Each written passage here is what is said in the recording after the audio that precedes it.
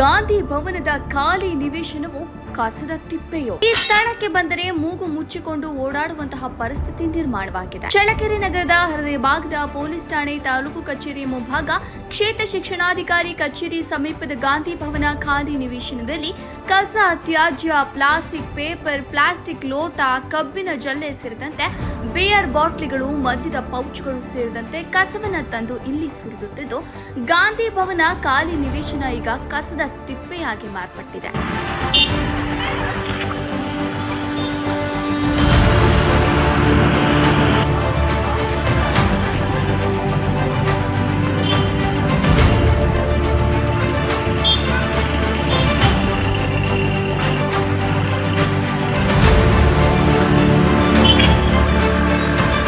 ಸುತ್ತಮುತ್ತಲಿನ ಇರುವ ಅಂಗಡಿ, ಹೋಟೆಲ್ ಹಾಗೂ ಕಬ್ಬಿನ ಜ್ಯೂಸ್ ಮಾರಾಟ ಮಾಡುವವರು ಕಸವನ್ನ ತಂದು ಇಲ್ಲಿ ಸುರಿಯುತ್ತಿದ್ದು, ಇದೇ ಜಾಗದಲ್ಲಿ ಸಾರ್ವಜನಿಕ ಶೌಚಾಲಯಕ್ಕೆ ಹೋಗುವುದರಿಂದ ಈ ಸ್ಥಳಕ್ಕೆ ಬಂದರೆ ಮೂಗು ಮುಚ್ಚಿಕೊಂಡು ಓಡಾಡುವಂತಹ ಪರಿಸ್ಥಿತಿ ನಿರ್ಮಾಣವಾಗಿದೆ.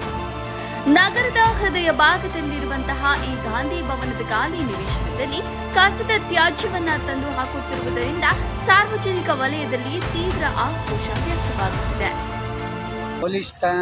ಪೊಲೀಸ್ ಠಾಣೆ ಮತ್ತು ತಾಲೂಕು ಆಫೀಸು ಶಿಕ್ಷಣ ಇಲಾಖೆಯ ಎದುರುಗಡೆ ಇರುವಂಥ ಒಂದು ಖಾಲಿ ನಿವೇಶನ.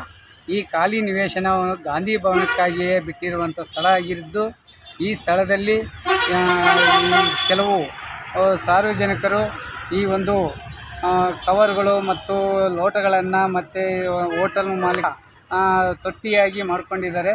ಇದನ್ನು ಇವತ್ತು ಗಾಂಧಿಯ ಒಂದು ಸ್ವಚ್ಛತೆಯನ್ನು ಇರುವಂಥ ಗಾಂಧೀಜಿಯವರು ಒಂದು ಸ್ವಚ್ಛತೆಗೆ ಆದ್ಯತೆ ನೀಡುವಂಥ ಮಹಾನ್ ವ್ಯಕ್ತಿಯ ಹೆಸರನ್ನು ಇಟ್ಟಿರುವಂಥ ಇದು ಗಾಂಧಿ ಭವನದಲ್ಲಿ ಇವತ್ತು ಕಸದ ತೊಟ್ಟಿಯಾಗಿ ನಿರ್ಮಾಣಗೊಂಡಿದೆ.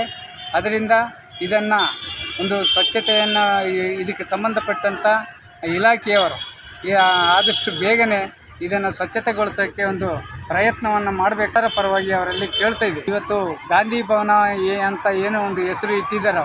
ಆ ಗಾಂಧಿ ಭವನದ ಒಂದು ನಿರ್ಮಾಣ ಮಾಡಿ ಅದಕ್ಕೆ ಮುಂದಿನ ದಿನದಲ್ಲಿ ಸಾರ್ವಜನಿಕರು ಕಸ